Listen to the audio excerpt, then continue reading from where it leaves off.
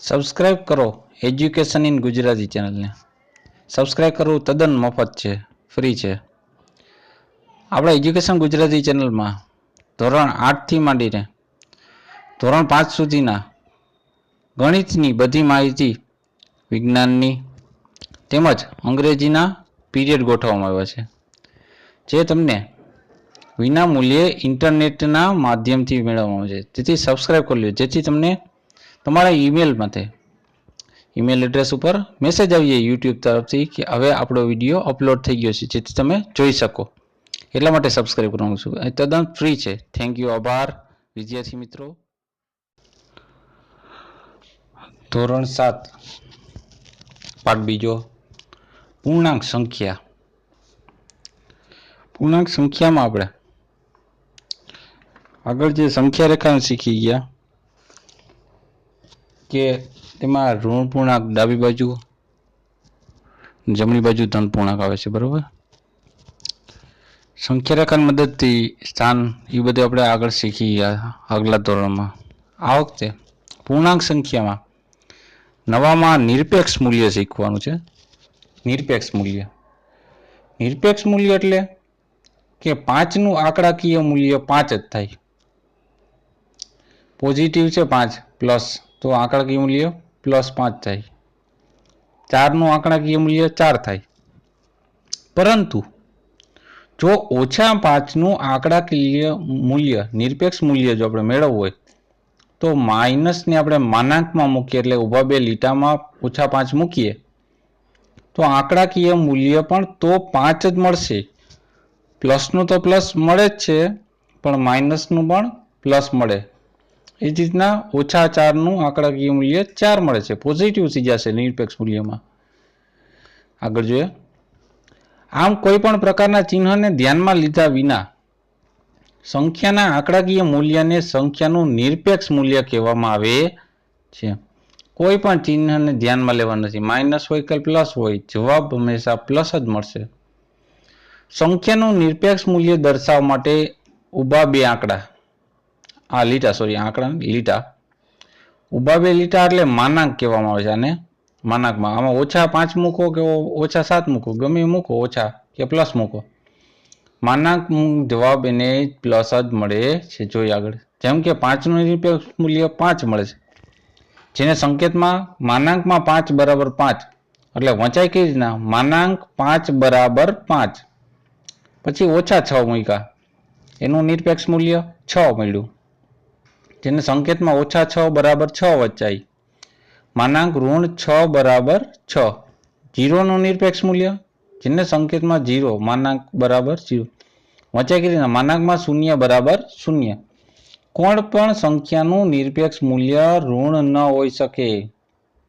કોઈ પણ સંખ્યાનું નિરપેક્ષ મૂલ્ય લ્યો, ઋણ મળશે જ નહીં. પૂર્ણાંક સંખ્યામાં 0 હોય, ધન સંખ્યા હોય કે ઋણ સંખ્યા હોય, આ બધાનો સમાવેશ થાય છે. ટૂંકમાં બધે પ્લસ મળશે જવાબ, માનાંકમાં જે પણ હોય. આગળ જોઈએ આપણે અગત્યની, આના પર આપણે ખાલી જગ્યાએ દાખલાઓ સ્વાધ્યાયમાં આવે છે કે ધન પૂર્ણાંક સરવાળો, બરોબર. ધન પૂર્ણાંકમાં ધન પૂર્ણાંક કે શૂન્ય ઉમેરતા ધન પૂર્ણાંક મળે છે. જોઈએ આપણે આ, બરોબર. 3 + 3 બરાબર 6, તમને ખ્યાલ જ છે બધાને.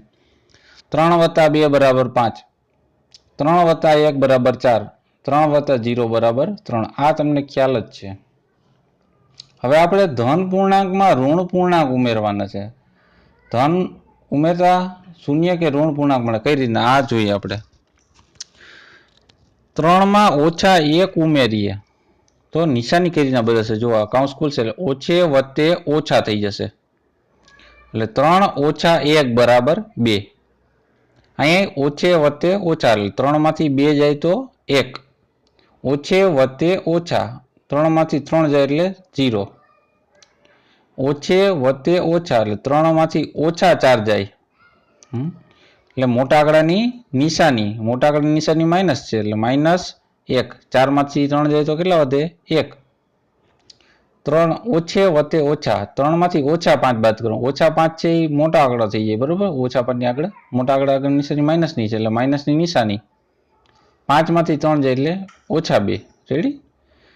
ઓછે વત્તે ઓછા 6 ની આ 6 આંક મોટો અંક કહેવાય એમાંથી માઇનસની નિશાની છે. માઇનસ નિશાની પહેલા મૂકી દેવાની. 6 માંથી 3 જાય તો ઓછા 3. તો આ ધનમાં ઋણ બરોબર.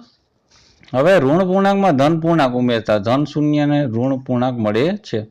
હવે માઇનસ હતા ને બધી કિંમતો આગળ માઇનસ લીધી જો પાછળ પ્લસ લીધા છે. એ કાંઈ ફેરફાર કર્યો નથી. 6 આ ઓછે વત્તે ઓછા 6 માંથી 3 જાય એટલે 3. ઓછે વત્તે ઓછા 5 માંથી 3 જાય એટલે 2. ઓછે વત્તે ઓછા 4 માંથી 3 જાય એટલે 1. ઓછે વત્તે ઓછા 3 માંથી 3 જાય એટલે 0. ઓછે વત્તે ઓછા હવે ઓછા 3 માંથી વત્તા 2 બાદ કરવાના છે. મોટો આંકડો કોણ છે 3. 3 ને કેવી નિશાની માઇનસ તો માઇનસ પહેલા મૂકી દીધા. 3 માંથી 2 બાદ કરી નાખીએ 1 હોય તો ઓછા 3 વત્તા 1. હવે 3 મોટા આંકડાની નિશાની છે એની આગળ માઇનસ છે તો પેલા માઇનસ મોટા આંકડાની નિશાની પહેલા લગાડવાની બરોબર. પ્લસ આવે પ્લસ લખવાની જરૂર છે નહીં. ઓછા વત્તા ઓછા એટલે 3 માંથી વત્તા 1 બાદ કરવાના છે. ઓછા 3 માંથી વત્તા 1 બાદ કરવાનું ઓછા 2 આવ્યા. ઓછા 3 વત્તા 0 એટલે ઓછા 3. તો 0 જે તો સરવાળો કરો તો જે સંખ્યા જ મળે છે. આ ત્રીજી રીત. હવે ચોથી ઋણ પૂર્ણાંકમાં ઋણ પૂર્ણાંક ઉમેરતા. આમાં શું હતું ધનમાં ધન ધનમાં ઋણ ઋણમાં ધન અને હવે આવ્યું ઋણમાં ઋણ માઇનસ કૌંસમાં છે બધા બે બાજુ જુઓ તમે અને વચ્ચે સરવાળાની નિશાની. હવે જોઈએ ઓછા 3 છે કૌંસ ખોલીએ એટલે પછી અહીંયા કૌંસ ખોલીએ એટલે ઓછે વત્તે ઓછા 1 થઈ જાય એટલે ઓછા 3 ને ઓછા 1 થઈ જશે. બેનો સરવાળો કરવાનો 3 વત્તા 1 એટલે 1 આગળ માઇનસની નિશાની એટલે 3 વત્તા 1 એટલે 4 માઇનસ 4. ઓછે વત્તે ઓછા એટલે ઓછા 3 ઓછા 2 3 વત્તા 2 ઓછે ઓછે વત્તા થઈ જાય. શું થઈ જાય વત્તા એટલે ઓછા 3 ને ઓછા 2 3 વત્તા 2 એટલે 5 મોટા આંકડાની નિશાની એટલે ઓછા 5 માઇનસ પ્લસ માઇનસ એટલે ઓછા 3 ને ઓછા 3 થશે. ઓછે ઓછે વત્તા ઓછે ઓછે વત્તા થાય એટલે 3 વત્તા 3 એટલે 6 અને માઇનસની નિશાની એટલે ઓછા 6. અહીંયા ઓછા 3 પછી વત્તા છે ને ઓછા 4 છે તો ઓછે ઓછા 4 વત્તા ઓછા 4 એટલે ઓછા 3 ને ઓછા 4 વધ્યા ઓછે ઓછે વત્તા 3 વત્તા 4 એટલે 7 અને મોટા આંકડા નિશાની માઇનસ છે એટલે -7. તો આ રીતના દાખલા આપણે ગણીશું આગળ સ્વાધ્યાયમાં એટલે તમને પૂરેપૂરો ખ્યાલ મળી જાય. આગળ જોઈએ હવે આપણે બધું સરવાળામાં હતું. હવે ગુણાકારમાં કે ગુણાકારમાં શું થઈ છે તો ગુણાકારમાં સાવ સહેલું છે સાવ ઈઝી. આપણે ઘડિયાળ આવડે છે આપણે ગુણાકાર કરીએ બે સંખ્યા ગુણાકાર કરીએ ધન સંખ્યા હશે ને તો એનો જવાબ ધન જ મળશે. જોયું તમે 7 ને 3 21 તો ધન હતા 21 મળ્યા 7 2 14 ધન મળ્યા 7 1 7. રેડી? કોઈ પણ સંખ્યાનો શૂન્ય સાથે ગુણાકાર કરવામાં આવે તો જવાબ શૂન્ય જ મળે છે. એ તમને ખ્યાલ છે. બીજા નંબરમાં અગત્યનું છે કે કોઈ પણ ગુણાકારમાં બે સંખ્યા કરીએ બે સંખ્યાનો ગુણાકાર કરીએ એમાં કોઈ પણ એક સંખ્યા માઇનસ હશે ને માઇનસ જવાબ હંમેશા માઇનસ જ મળશે. જો આ એક સંખ્યા બધા માઇનસ છે માઇનસ મળશે. 7 1 7 -7 7 2 14 -14 7 3 21 -21. એ જ રીતના આગળ હોય કે પાછળ હોય કોઈ પણ સંખ્યા માઇનસ હશે ને જવાબ માઇનસ જ આવશે. જો અહીંયા આ 7 પ્લસ હતા ને એ માઇનસ કરી નાખ્યા પાછળ પ્લસ કરી નાખ્યા પણ કોઈ પણ એક સંખ્યા ગુણાકારમાં માઇનસ હશે તો જવાબ માઇનસ મળે છે. 7 3 21 તો એક માઇનસ હોય ને તો બધા જવાબ જો માઇનસ આવ્યા. 7 3 21 તો -21 7 2 14 તો -14 7 1 7 -7.